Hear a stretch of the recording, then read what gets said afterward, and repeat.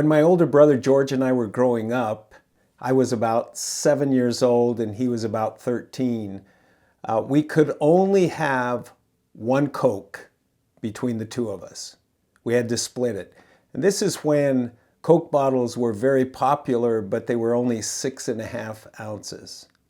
And so we had to make sure that the measurement of a 6.5 ounce Coke was equal so that it was fair.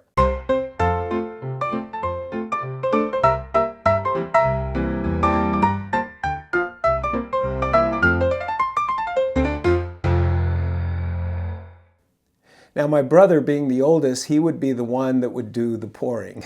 And you can bet that I was watching very closely to make sure that he was getting them equal. I wanted to make sure that he was being fair.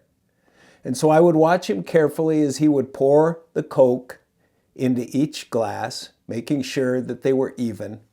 And then we would sit down, he would hand me mine, he would take his, and we would enjoy our cold Coca-Cola together, all 3.25 ounces of it.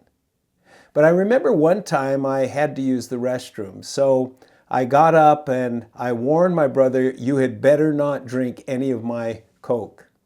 And so I went, and when I came back, his Coke glass was empty. Well, I assumed that he had finished his Coke while I was in the restroom, and I began to drink mine. And then he began to appeal, "Oh, Ron, would you just drink your Coke real fast so I don't have to sit here and suffer by watching you drink yours?"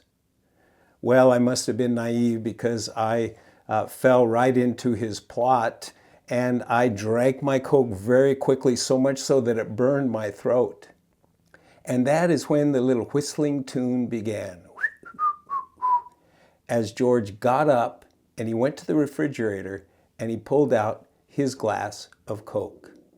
He had actually taken his glass while he was in the restroom, poured it into another glass, put that full glass into the refrigerator, and sat there waiting for me to return with his empty glass in front of me.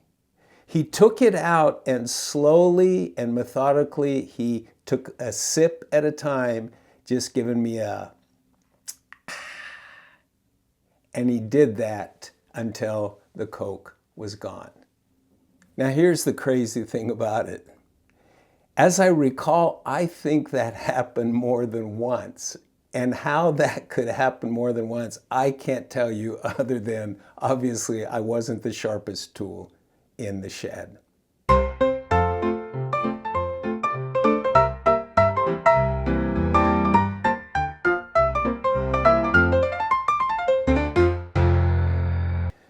When it comes to fairness, especially as children, we're talking about what's fair, but that really carries into our adulthood. And oftentimes we can have that same conversation with God about something that's going on in our lives. And there's nothing new under the sun. In fact, we read the prophet Ezekiel in the book of Ezekiel about the Israelites having this discussion with Ezekiel about what is fair, and is it fair for God to punish for sin?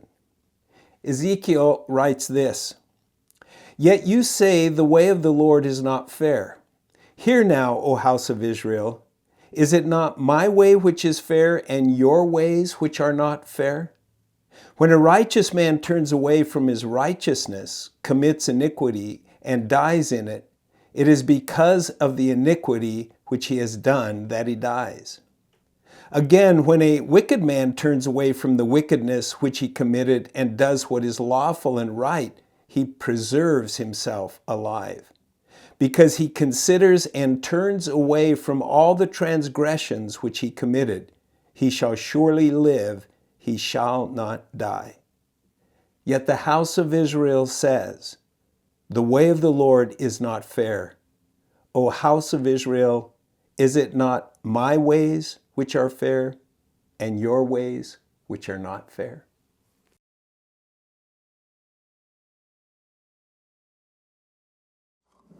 You better believe that when I got to be an adult and started buying my own Cokes, I drank all 6.5 ounces.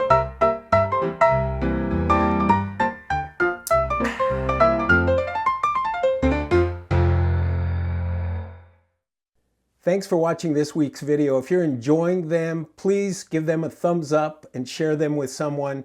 And please consider a $5 or $10 a month donation. It'll help me to continue to produce these videos as well as other materials that'll help people grow in their faith. I'll put a link in the notes below, and I hope you have an awesome day.